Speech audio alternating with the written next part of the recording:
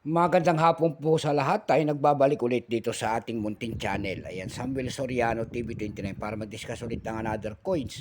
At ito po ay ating hilig. Ayan, mangulikta ng barya. Kaya ho tayo nandito nagsiselling ng kanilang mga halaga sa mga online platform natin kung magkano na ang kanilang mga presyo. Ayan. Papasalamat lamang tayo sa lahat ng ating mga subscriber at 1K subscriber na po tayo. Maraming salamat po sa lahat ng aking mga subscriber. Lalo na yung mga sumusuporta dito sa ating munting channel. Thank you so much sa inyong lahat at mabuhay po kayo. Magandang hapon po sa lahat.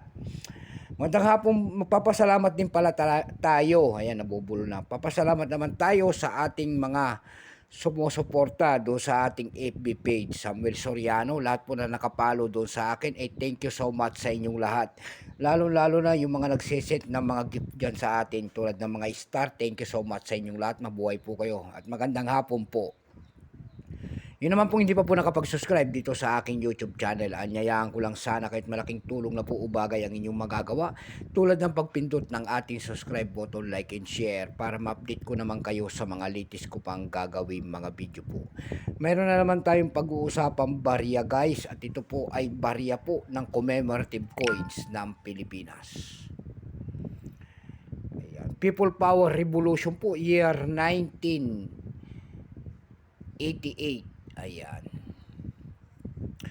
Ayan, sasalang natin kung magkano ng kanyang presyo sa ating mga online selling. Pero bago yan, ay kilalanin mo muna natin siya. Issue po nito ay Philippines po. Period Republic 1946 up to date po. Type nito circulating commemorative coins.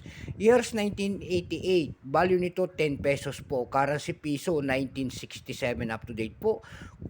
Composition niyan ay nickel. May bigat lamang itong 22 grams, may habang 36 mm. May kapal po naman itong 3 mm. Hugis po, bilog orientation ay middle alignment. Itinigil naman ang paggamit sa barya na to ng Pilipinas noong May 1, 2020. Number NDA6128. Reference number KM-250. Ayan. Ito po year 1988. Ito po ay no percent. Wala pa po may pakita ang ating Bangko Sentral kung ilang pirasong ginawa nila sa barya na hawak natin. Pero may price na po yan doon sa ating numista.com. Ayan, binigyan na po ng presyo. Yung kanyang very fine ay 73 pesos. Extra fine ay 170 pesos na. Almost uncirculated ay 170 rin. Yung kanyang uncirculated ay 170 pesos din. Tayo dumako sa kanyang mga presyo sa ating mga online selling. Tulad ng ebay.com, ayan. Sa ebay.com po, mayroon tayong nakita nagbebenta doon ng $6.50. Nasundan po ito ng $4.50. Yung pinakamalit na bintahan doon ay $3.25. Tayo naman po ay dumako sa Carousel PH. Ayan. Sa Carousel PH naman po, mayroon tayong nakita nagbebenta doon ng 350 pesos. Nasundan po yan ng 250 pesos. Mayroon naman tayong pinakitang pinakamalit doon, nagbebenta doon ng 200 pesos. Ayan lamang po ang ating may babahaging kanyang presyo po. God bless po sa lahat, take care.